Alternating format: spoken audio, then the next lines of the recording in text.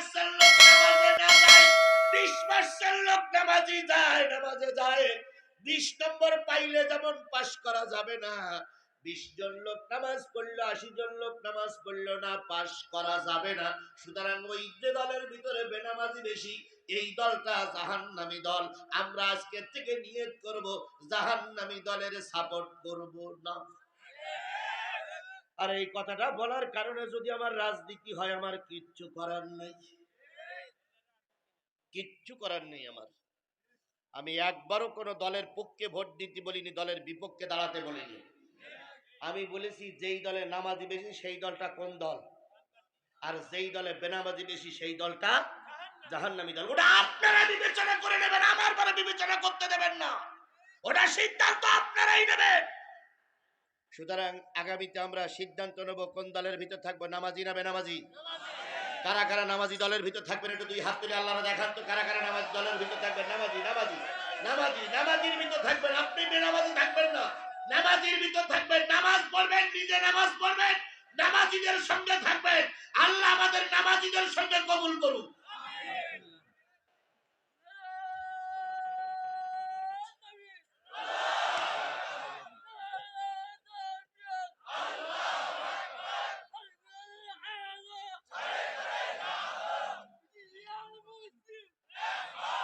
চুপ হয়েছে, বসে বসে বসে। হ্যাঁ হ্যাঁ, আচ্ছা তারিখ উল্লেখ করলাম, ঠিক আছে, সরি সরি সরি, আপনার কথা ঠিক আছে। 12 তারিখের উল্লেখ করা দরকার। হ্যাঁ, 12 তারিখ দরকার নেই। ওরে বাবা, আমরা 12 তারিখে নামাজ পড়বো কেন? আমরা সবসময় নামাজ পড়বো। আমরা টুপি কি শুধু 12 তারিখে পড়বো? সবসময় টুপি পড়বো। কথা বলেন, কথা বলেন। আমরা কি তাহাজ্জুদ শুধু এই কয়দিন পড়বো? সবসময় পড়বো ইনশাআল্লাহ। আমরা এক কথায় বেনামাজিদের সঙ্গে নাই, আসি নামাজিদের সাথে। 12 তারিখ 13 তারিখ 12 তারিখ 13 তারিখ 14 তারিখ সব বাদ। নির্বাচনী ইস্তেহারের কোনো ক্ষতি হোক এটা আমরা চাই না। জি, ইয়েস ইয়েস ইয়েস। তাহলে আমরা বুঝলাম নামাজিদের সঙ্গে থাকতে হবে, নির্দেশ কার? এবার আসেন, 5 ওয়াক্ত নামাজ যারা পড়বে আল্লাহ পাক তাদের 4টে পুরস্কার দেবে। কয়টা? নারীরাও শুনবেন, পুরুষেরাও শুনবেন। 1 নম্বর পুরস্কার যারা নামাজ পড়বে, 1 নম্বর পুরস্কার যারা নামাজ পড়বে তারা জাহান্নামে যাবে না।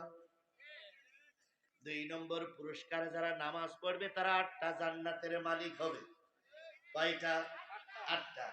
3 নম্বর যারা 5 ওয়াক্ত নামাজ ঠিক মতন আদায় করবে তাদের কবরে আযাব হবে না। 4 নম্বর যারা 5 ওয়াক্ত সালাত ঠিক মতন আদায় করবে মরার সময় ঈমান নিয়ে মরবে। এই ওয়াজটা কি শুধু জামাতের ওয়াজ? এই ওয়াজটা শুধু আমলিগির বিপক্ষের ওয়াজ? এই ওয়াজটা কি ওই সরমনার হুজুরির ওয়াজ? এই ওয়াজের ভিতরে আপনিও ধরা পড়বেন, কারণ আপনি মুসলমানের সন্তান। নিশ্চয়ই আপনার বাবা মার বিয়ে কোনো মৌলবীকে পড়াইছে, নিশ্চয়ই আপনার জন্মের পরে কানে আজান হয়েছে। সুতরাং আপনি নামাজিদের পক্ষে, বেনামাজির পক্ষে নয়। আমি হাত তুলতে বললাম নামাজিদের পক্ষে কারা কারা আছেন, তাই না ভাই? তাই বলেছি তো। আপনি যদি হাত না উঠাই থাকেন তাহলে বুঝবো আপনার জন্মের পরে কানে আজান হয়নি। কারণ আমি তো বলেছি নামাজিদের পক্ষে কারা। এখানে তো কোনো দলদারির কথা বলা হয়নি। হয়েছে দলদারির পক্ষে কথা বলা হয়েছে? আপনি নামাজিদের পক্ষে, আপনার হাত কেন ওঠে না কেন? আপনি না মুসলমান? আপনি কি হিন্দু না খ্রিস্টান? তো মুসলমান নামাজির পক্ষে আমি হাত তুলবো, তো সমস্যা কি? আজকে না পড়লে আগামীতে পড়বো, আজকে না পড়লে আগামীতে পড়বো। নিয়ত করতে পারি না ভাই, নিয়ত করতে পারি না। তাহলে যারা নামাজ পড়বে তাদের কয়টা পুরস্কার আল্লাহ দিবেন? 1 নম্বর তারা দোজখে, 2 নম্বর তারা কয়টা জান্নাতের মালিক, 3 নম্বর তাদের কবরে আযাব, 4 নম্বর তারা ঈমান নিয়ে মরবে। আয় ছেলেরা আমার দিক খেয়াল করে, ছেলে তোমাদের ওয়াজই হবে। আসতেছে কয় শ্রেণীর মানুষ দাঁড়াই আছে, তার ভিতরে প্রথম একটু বুড়োদের বলে নেই, তারপর তোমাদের আসতেছে। মুরব্বীদের আগে বলে নেই, তারপর যুবকদের আসতেছে। ইনশাল্লাহ কোনোটা বাদ যাবে না, হুজুররাও বাদ যাবে না, জিহাদিও ধরা পড়বে আজকে। জিহাদিরও আজকে ঠিক মতন কসম দিয়েই ছাড়বো। জিহাদির আজকে তওবা পড়াই ছেড়ে দেবে। জিহাদিরও আসতেছে, সব কয়জন ধরা পড়বে, কেউ বাদ যাবে না। তাহলে নামাজিরা কয়টা পুরস্কার পাবে? সাহাবী আজমাইনগণ বলেন, ইয়া রাসূলুল্লাহ, একটু যদি ব্যাখ্যা করে বুঝাই দিতেন তাহলে আমাদের বুঝতে সুবিধা হতো। নবী বললেন, সাহাবীরা বলো তো, 5 ওয়াক্ত নামাজের ভিতরে ফরজ নামাজ কয় রাকাত? 17 রাকাত। এবার বলুন তো, একটা ওয়াক্ত নামাজ পড়ি আমরা এখানে মাহফিল শুনতে বসেছি, সেই ওয়াক্তটার নাম কি? এশার ফরজ নামাজ কয় রাকাত? আর বেলা ডোবার পরে একটা নামাজ পড়েছিলাম, সেই নামাজটার নাম কি? মাগরিবের ফরজ নামাজ কয় রাকাত? 4 আর 3 7 রাকাত নামাজ। বিবেক বিবেচনা হওয়ার পরে, আক্কেল কাণ্ড কান হওয়ার পরে, সাবালক সাবালিকা হওয়ার পরে থেকে ইচ্ছা করে যদি এই 4 আর 3 7 রাকাত নামাজ কোন নারী আর পুরুষ কাজা না করে থাকে, ওই নারী আর পুরুষ মৃত্যুর সাথে সাথে 7টা জাহান্নামের দরজা আল্লাহর পক্ষ থেকে বন্ধ হয়ে যাবে। তাহলে দোজখে যেতে চান কেডা কেডা হাত তোলেন?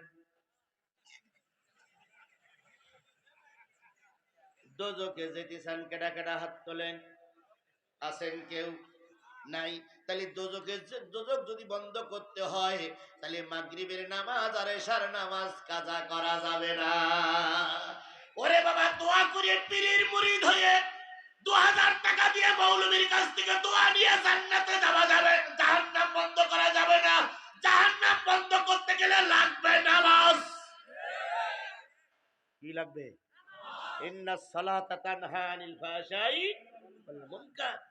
নিশ্চয়ই নামাজ সকল প্রকার অশ্লীল অনাচার খারাপ কাজ থেকে তোমাকে বিরত রাখে। এই অশ্লীল অনাচার খারাপ কাজের ভিতরে জাহান্নাম, ওই জাহান্নাম থেকে বিরত থাকতে গেলে নামাজের দরকার। এবার জান্নাতে যেতে চান কারা কারা? একটু হাত তোলেন তো। জান্নাতে যেতে চান কারা কারা? মাশাআল্লাহ। আরে ভাই, জান্নাতে যাবার নিয়তটা তো করা যায়। হাত নামান।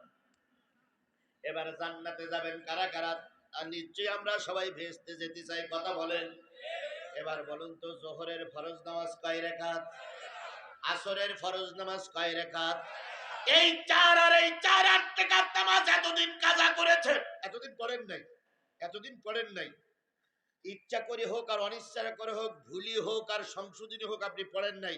আজকের থেকে আমি কোরআন শরীফ শপথ করে বলতেছি, 2 হাত কোরআন থেকে বলতেছি, আজকের থেকে যদি নিয়ত করে আগামীকাল থেকে জোহর নামাজ আর আসরের নামাজ ঠিক মতন আদায় করেন, মৃত্যুর আগ পর্যন্ত, হাদিস শরীফের ভাষা অনুসারে আমি আজিজুল ইসলাম বলে গেলাম, 8টা জান্নাতের দরজা আপনার জন্য খোলা। কিসের ওসিলায়? জোরে বলেন, কিসের ওসিলায়? তাহলে আপনারা জান্নাতে যেতে চাইলে জোহরের নামাজ আর আসরের নামাজ কাজা করতে পারবেন না। এটাকে শুধু পুরুষের জন্য না নারীর জন্য? সকলের জন্য নামাজ বাধ্যতামূলক। তাইলে আমরা জাহান্নামের দরজা বন্ধ করতে গেলে মাগরিবের নামাজ আর এশার নামাজ ছেড়ে দেব না, আর জান্নাতের দরজা খুলতে গেলে জোহরের নামাজ আর আসরের নামাজ কন্টিনিউ আদায় করব ইনশাআল্লাহ। এইবার একটা ওয়াক্ত নামাজ বাকি আছে, সেই ওয়াক্তটার নাম কি? আরো জোরে। ফজরের ফরজ নামাজ কয় রাকাত? নবী আমার বলেন, এই 2 রাকাত নামাজ যে যারা আদায় করবে, নারী হোক আর পুরুষ হোক, ওদের কবরে আযাব হবে না।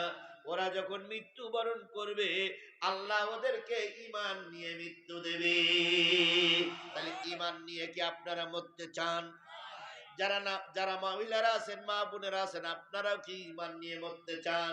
তাহলে আজকের থেকে নিয়ত করব আমরা ফজরের নামাজ কাজা। এবার আসুন 2 নম্বরে, কবরের আযাব মাফ হোক, এটা আপনারা চান কি চান না? তাহলে কবরের আযাব যদি মাফ পাইতে চান, ফজরের নামাজ পড়া লাগবে। কবরের আযাব ফজরের নামাজের কারণে মাফ, ঈমান নিয়ে মরা ফজরের নামাজের কারণে, জাহান্নাম মাফ মাগরিব আর এশার নামাজের কারণে, জান্নাত ওয়াজিব যোহর আর আসরের নামাজের কারণে। তাহলে আজকের থেকে নিয়ত করব, ভাই 5 ওয়াক্ত নামাজ আমরা কাজা করব না। 5 ওয়াক্ত নামাজ কালকের থেকে পড়বো ইনশাআল্লাহ। নিয়ত আছে না ভাই? তাহলে জাহান্নাম, সাকার নামক জাহান্নামের সামনে দাঁড়িয়ে আছে কয় গ্রুপ? প্রথম গ্রুপ কারা? কথা বলেন না কেন? প্রথম গ্রুপ কারা? আরো জোরে বলেন, প্রথম গ্রুপ কারা?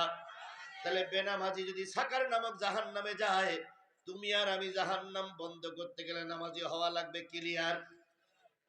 2 নম্বর, 1 নম্বর প্রশ্ন করা শেষ। এইবার জান্নাতীরা বলতেছে, বুঝলাম তোরা যারা বেনামাজি তারা জাহান্নামে যাচ্ছিস। 2 নম্বরে কারা দাঁড়িয়ে আছে?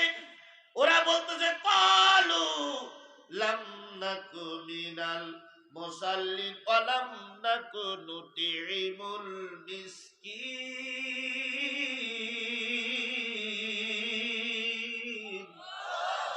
2 নম্বর লাইনে আমরা যারা দাঁড়িয়ে আছি সব গরিবের মাল খাওয়া ভাটি। আমরা গরিবের মাল খাইতাম, অন্যায় ভাবে সাদা তুলতাম।